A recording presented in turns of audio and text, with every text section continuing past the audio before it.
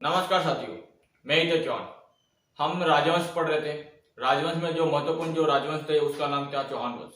चौहान वंश के बारे में हमने पढ़ा था। चौहान वंश की 3 शाखा के बारे में हमने पढ़ लिया था, जिनमें से जालौर के चौहान वंश, सांबर के चौहान वंश और एक रणथंभौर के चौहान वंश।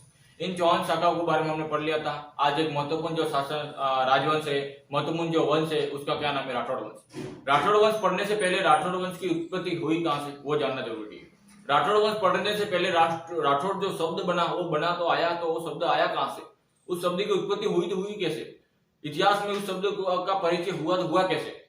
इस शब्द को जानकारी कैसे प्राप्त मिलती है कि शब्द राठौड़ मतलब कहां से आया, राठौड़ शब्द कहां से आया?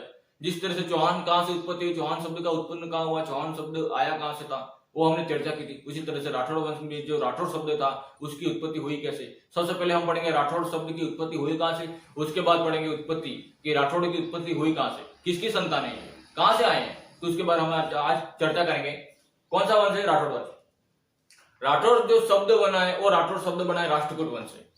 गोपीनाथ शर्मा कहते हैं कि राष्ट्रकूट एक दक्षिण भारत का सबसे शक्तिशाली राजवंश है। कौन? राष्ट्रकूट वंश।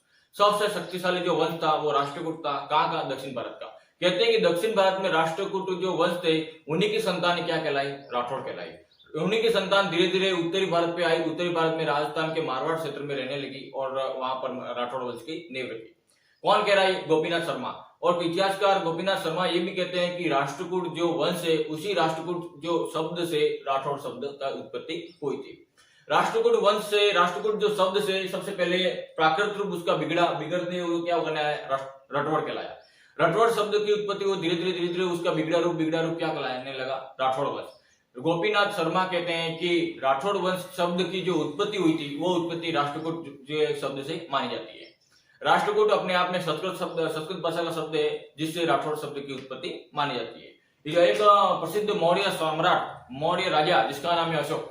अशोक के शिलालेख में भी राठौड़ के बारे में जानकारी मिलती है, राठौड़ शब्द के बारे में जानकारी मिलती है। अशोक का जो शिलालेख था उसमें राठौड़ को क्या कहा जाता था? रष्टिका, लट्टिका के नाम से जाना जाता था। किनको? राठौड़ों को। राठौड़ उस समय राठौड़ों को इन नामों से जाना जाता था। उस समय राठौड़ नहीं बोलते थे, इनको रष्टिका और लट्टिका कहते थे। किसके शिलालेख में? अशोक के शिलालेख में राठौड़ का उल्लेख मिलता है, जिसमें राठौड़ को किस नाम से जाना जाता है? रष्टिका और लट्टिका के नाम से जाना जाता है। तो सबसे पहले राठौड़ शब्द की उत्पत्ति हमने पहचाना। राठौड़ शब्द की उत्पत्ति के बारे में हमने जाना कि सबसे पहले राठौड़ शब्द की उत्पत्ति हुई कहां से? राष्ट्रकूट वंश से। राष्ट्रकूट वंश कहां का है? दक्षिण भारत का है। दक्षिण भारत का सबसे शक्तिशाली जो वंश है वो कौन है? राष्ट्रकूट वंश। इसी राष्ट्रकूट शब्द से राठौड़ शब्द की उत्पत्ति हुई थी। सबसे पहले इस राष्ट्रकूट का बिगड़ा हुआ रूप क्या है? रटवड़। और रटवड़ के बाद क्या पड़ा शब्द? राठौड़। और राठौड़ शब्द की उत्पत्ति कहां से मानी जाती है? राष्ट्रकूट वंश से। अशोक के शिलालेख में राठौड़ शब्द की उत्पत्ति और राठौड़ शब्द का जिक्र किया गया था। उसमें राठौड़ को किस नाम से जाना जाता था? रष्टिका और लट्टिका के नाम से जाना जाता था। ये तो हो गया राठौड़ शब्द की उत्पत्ति के बारे में कि राठौड़ शब्द आया कहां से। अब हम पढ़ेंगे कि राठौड़ शब्द की उत्पत्ति मतलब उनके राठौड़ वंश की उत्पत्ति कहां से हुई, उसके बारे में जानकारी प्राप्त करेंगे। उत्पत्ति के स्रोत। अब हमें पता कैसे चलता है कि राठौड़ यहां से आए, कहां से आए, किस तरह से, मतलब किस राजा के संतान है, कहां के मतलब रहने वाले थे, तो पता कैसे चलता है? इन साहित्य स्त्रोतों के अनुसार। दयालदासरी ख्यात के अनुसार बताया जाता है कि राजा भालेराव, कौन था? राजा भालेराव। राजा भालेराव की पत्नी थी जिसका नाम क्या है? राजेश्वरी। राजा भालेराव की पत्नी राजेश्वरी की देवी की संतान है कौन? राठौड़। कहते हैं कि एक राजा था जिसका नाम क्या है? भालेराव। भालेराव राजा की पत्नी थी जिसका नाम है राजेश्वरी। राजेश्वरी देवी की संतान है कौन है? राठौड़। और यही बाद में जाके राठौड़ वंश की एक नई रीत होती, इन्हीं की संतान थी राठौड़। राठौड़ का बिगड़ा रूप राठौड़ कहलाता है और राठौड़ वंश की नई शाखा का प्रारंभ करवाया था। राठौड़ वंश की नींव रखी थी किसने? भालेराव और राजेश्वरी की संतान ने। कौन कह रहा है? ये कह रहा है दयालदासरी ख्यात के अनुसार। कौन कह रहा है? दयालदास कह रहे हैं। एक है जीएच ओझा, गौरीशंकर हीराचंद ओझा।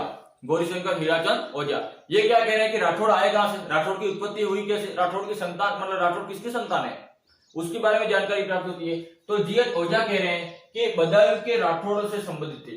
कौन थे? राठौड़। राठौड़ का संबंध किससे बताया जाता है? बदायूं। बदायूं एमपी में पड़ता है। बदायूं एक क्षेत्र है, वहां पर एक राजवंश का निवास था। राजवंश वहां पर शासन कर रहे थे। एक वंश शासन कर रहा था। उस वंश का क्या नाम है? राठौड़ वंश। ये कौन कह रहा है? जीएच ओझा। गौरीशंकर हीराचंद ओझा कह रहे हैं कि बदायूं के राठौड़ से संबंधित रखते हैं कौन? मारवाड़ के राठौड़। मारवाड़ के जो राठौड़ आए थे वो किससे संबंधित रखते हैं? बदायूं के राठौड़ के। बदायूं के उस समय एक वंश था जिसका नाम क्या, राठौड़। और राठौड़ कहाँ के संतान माने जाते हैं, आपने सॉरी कहाँ के निवासी माने जाते हैं, तो बदायूं के। कौन, राठौड़। ये कौन कह रहा है, जीएच ओझा। एक है महाकाव्य, राष्ट्रकूट महाकाव्य। राष्ट्रकूट महाकाव्य में बताया जाता है कि भगवान शिव के ऊपर चंद्रमा विराजमान है, उसी चंद्रमा की संतानें बताई गई है, कौन, राठौड़। ये कौन कह रहा है, ये कह रहे हैं राष्ट्रकूट महाकाव्य। एक महाकाव्य 1500 के आसपास का लिखा हुआ है, 1550-80 के आसपास राष्ट्रकूट महाकाव्य, जिसमें भगवान शिव के चंद्रमा, भगवान शिव का जो ऊपर विराजमान चंद्रमा की से उनकी उत्पत्ति मानी जाती है। ये कौन बता रहा है, राष्ट्रकूट महाकाव्य। ये किंवदंतियां है, ये साहित्य स्त्रोत है, इसको हम मतलब इसको मान्यता नहीं दे सकते। क्यों, क्योंकि सब किंवदंतियां है। जिस तरह से इतिहासकारों ने खोज की, अभी भी ये शब्द राठौड़ कहां से उत्पत्ति हुई, किस तरह से, अभी भी ये काम चल रहा है, अभी भी इतिहासकार इसके बारे में चर्चा आगे कर रहे हैं।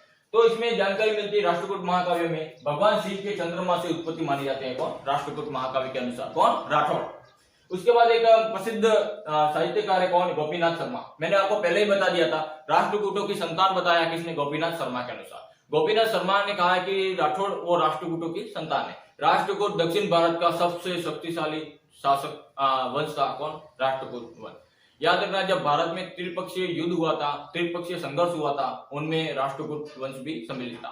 त्रिपक्षीय संघर्ष में एक तो था राष्ट्रकूट, एक था गुर्जर पतियार वंश, एक था पाल वंश। ये प्रमुख रूप से जो 3 वंश थे, उन्हीं के 3 वंश के संघर्ष हुआ था, किसको लेकर, कन्नौज के शासन के लेकर, कन्नौज पर अधिकार करने के लेकर। कन्नौज पर अधिकार करने के उपलक्ष्य में इन तीनों ने संघर्ष किया था, जिसे 3 पक्षीय संघर्ष कहते हैं। त्रिपक्षीय युद्ध हुआ था, उसमें से एक वंश था, कौन, राष्ट्रकूट। इसी राष्ट्रकूट वंश के संतान मानी जाती है, कौन, राठौड़। कौन कह रहा है, ये गोपीनाथ शर्मा कह रहे हैं। एक सदाशिव ने एक रचना की थी, राज रत्नाकर। राज रत्नाकर सदाशिव की एक रचना है, जिसमें बताया गया है कि हिरण्यकश्यप, एक राजा था हिरण्यकश्यप, हिरण्यकश्यप की संतान बता रहा है, कौन, सदाशिव। सदाशिव कौन बता रहा है, सदाशिव किसमें बता रहा है, राज रत्नाकर उसके ग्रंथ है, किसका, सदाशिव का। राज रत्नाकर ग्रंथ है, उसने हिरण्यकश्यप की संतान बताया, किसको बताया, राठौड़ को। एक है कर्नल जेम्स टॉड। कहते हैं कि राजस्थान का इतिहास लिखने वाला कौन, कर्नल जेम्स टॉड। वैसे ये तो था तो बाहर था, लेकिन क्या हुआ कि यहाँ के लोगों से मिला, यहाँ के जो महत्वपूर्ण जो साहित्यकार थे उनसे मिला, और उनसे जो जानकारी प्राप्त हुई उसके अनुसार इसने भी अपनी मान्य मतलब इसने भी बताया है कि राठौड़ की कहां से उत्पत्ति हुई। ये राजस्थान के इतिहास के पितामह माने जाते हैं, क्योंकि इसने राजस्थान के जो इतिहास था वो क्रमबद्ध तरीके से लिखा था। किसने लिखा था, colonel James Tod. Colonel James Tod क्या बता रहा है कि कन्नौज के उस समय राजा था जयचंद गढ़वाल। कन्नौज के जयचंद गढ़वाल के पूर्व संतान हैं, कौन, राठौड़।